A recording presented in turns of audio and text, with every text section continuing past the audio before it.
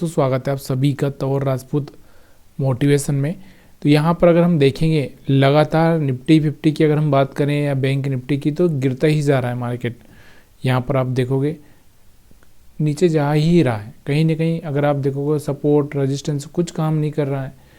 लेकिन कुछ स्टॉक्स होते हैं जो हमेशा मतलब मार्केट से उनका कोई लेना देना नहीं होता है, सीधे वो अपनी हिसाब से चलते ही रहते हैं। यहाँ पर आज हम बात कर रहे हैं कुछ ऐसे ही स्टॉक्स के बारे में जो कि टॉप गेनर है, आरके फोर्ज। ठीक है, कौन सा है? RK Forge. और मैंने यहाँ पर 1 घंटे का चार्ट लगा कर रखा है और मैंने आपको बोला भी है कि 1 घंटे पे आपको किस तरह से यहाँ पर ट्रेड प्लान करना है वो मैं आपको बता चुका हूँ। तो यहाँ पर सबसे पहले आपको क्या करना होता है कि देखो सुबह आप देख सकते हो जैसे 9:15 से मैंने आपको बताया कि 9:15 से लगा के 10:15 का एक कैंडल देखो, वो कैंडल कैसा है। अगर आपको यहाँ पर कोई कैंडल नहीं मिल रहा है तो कोई बात नहीं, फिर 11:15 पे यहाँ पर देखो कोई कैंडल ऐसा बन रहा है जिसमें कि आपको एसएल छोटा हो और टारगेट डबल हो सकता है, मतलब 1:2 के आसपास हो सकता है। ऐसा कोई कैंडल ढूंढो। जैसे आप देखोगे ये वाला कैंडल अगर आप देखोगे तो सही था और ये 10:15 से 11:15 तक का कैंडल था। ठीक है, तो यहाँ पर बढ़िया कैंडल बना था। अगर हम बात करें तो इसमें अपना जो एसएल होता 900 रुपये का होता और हम लोग कहाँ पे बाई करते इसको 920 के आसपास। तो सोचो मतलब 920 के आसपास हम बाई करते और हमारा 20 रुपये का एसएल यहाँ पर आ रहा है और हमारा टारगेट डबल हो सकता था, इससे 1:2 रख सकते थे या 1:1 भी रखा तो आपको यहाँ पर देखने को मिल रहा होगा 990 तक गया है ये 990। तो यहाँ से अगर आप देखोगे तो 1:5 के 4 के आसपास यहाँ पर आपको आराम से मिल जाता। तो यहाँ पर बहुत आसान, देखो ये एक कैंडल है। अब मैं बाकी चीज़ें नहीं बता रहा हूँ कि ये देखना है कि ये देखना है कि वो देखना है, नहीं देखना है। आपको सिर्फ अच्छा सा कैंडल देखना है जिसमें आपका रिस्क बराबर से बैठ रहा हो। ठीक है, अब यहाँ पर आगे का पीछे का चार्ट मैं आपको ये बोल ही नहीं रहा हूँ कि यहाँ का भी चार्ट देखो, वहाँ का भी चार्ट देखो, दुनिया का चार्ट देखो, कोई मतलब मत देखो। सिर्फ इतना ही देखो कि कैंडल 1 घंटे का कैसा बन रहा है। ठीक है, चलिए दूसरा यहाँ पर हम देखते हैं। दूसरा स्टॉक है टीसीएस। आज टीसीएस, कल आपको पता होगा टीसीएस ने डिविडेंड का भी ऐलान किया है और बहुत सारी यहाँ पर न्यूज़ भी थी, आपको पता होगा कि यहाँ पर। और यहाँ पर अब टीसीएस को देखोगे तो इसको देखो, इसका जो पहला कैंडल है देखो, एक तो यहाँ पर क्या हो गया, गैप अप हो गया। पहले अगर हम बात करें 4050 के आसपास था और सीधे यहाँ पर 4000 मतलब 200 के आसपास, इतना एक तो पहले से मोमेंटम कर चुका है। अब यहाँ पर हम रिस्क ले सकते हैं लेकिन रिस्क यहाँ पर ज़्यादा ही बड़ा हो सकता है हमारे लिए, तो इसलिए ऐसे स्टॉक को हम छोड़ भी सकते हैं। और नहीं तो आप क्या कर सकते हो, देखो यहाँ पर अभी आप देखोगे तो पहला जो कैंडल है तो वो तो कोई काम का नहीं है। दूसरा कैंडल है थोड़ा रिस्की है, लेकिन अगर आपको कोई ट्रेड नहीं मिल रहा तो आप यहाँ पर रिस्क ले सकते हैं और छोटा ही प्रॉफिट यहाँ पर आपको रखना पड़ेगा। मैंने आपको क्या बोला कि कैंडल सही होना चाहिए। जैसे अब यहाँ पर आप देखोगे ये वाला कैंडल, अगर आप इसको देख रहे होगे तो इस कैंडल को देखो, ये वाला कैंडल सही था। अब यहाँ पर 1:2 का हम रिस्क रिवार्ड रख सकते हैं, यहाँ पर कोई प्रॉब्लम नहीं, क्योंकि यहाँ पर हमारा बड़ा लॉस नहीं होगा। 25 रुपये का यहाँ पर एसएल होगा और सीधे अगर हम बात करेंगे तो 1:3-4 के आसपास यहाँ पर देखने को मिलता है। ऐसे ही अगर हम बात करें दूसरा स्टॉक से है हमारा यहाँ पर आनंद राठी।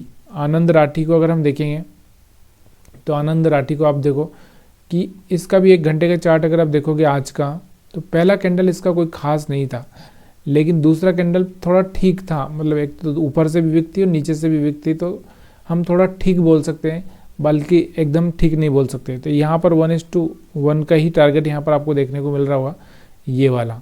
ठीक है, तो ऐसे में आपको कैंडल्स को, मैं आपको वही बोल रहा हूँ कि कैंडल्स को आपको ध्यान देना है, कैंडल्स कैसे बन रहे हैं, कैंडल्स में क्या हो रहा है।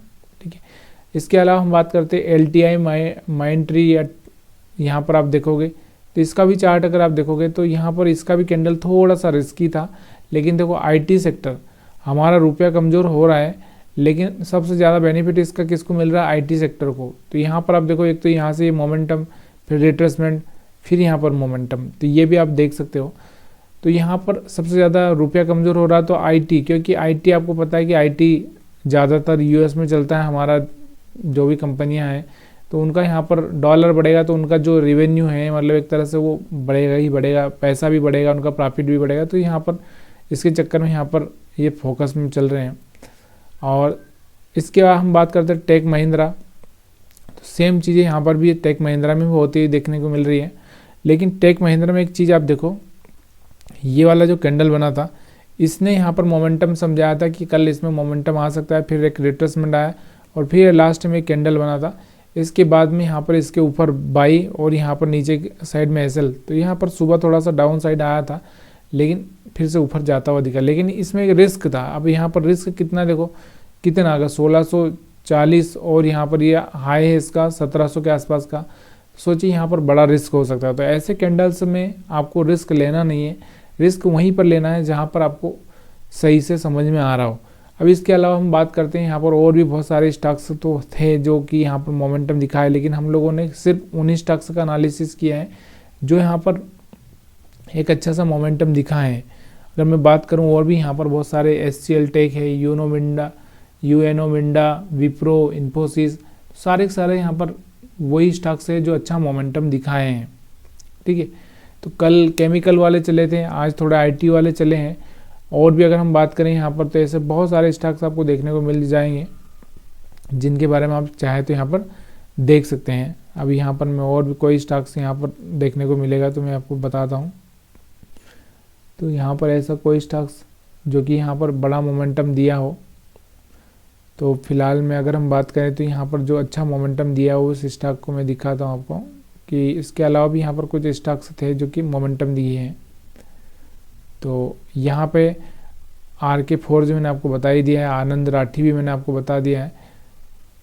तो यहाँ पर ज़्यादा कुछ खास 1-2% वाले हैं स्टॉक, तो यहाँ पर अब ज़्यादा कुछ खास देखने का कोई ज़रूरत नहीं है। विप्रो को अगर हम एक बार देखें तो विप्रो में भी थोड़ा सा कैंडल ठीक बना था, लेकिन कहीं ना कहीं अगर आप जब चार्ट को पढ़ना सीख जाओगे, चार्ट को समझना सीख जाओगे तो यहाँ पर आपको पता चलेगा कि देखिए जब कोई स्टॉक्स को बढ़ना होता है ना तो वो एक दिन पहले सिग्नल देता है। देखो ये वाला जो मोमेंटम था और फिर यहाँ से डाउन साइड आया, उसके बाद फिर से एक मोमेंटम आया।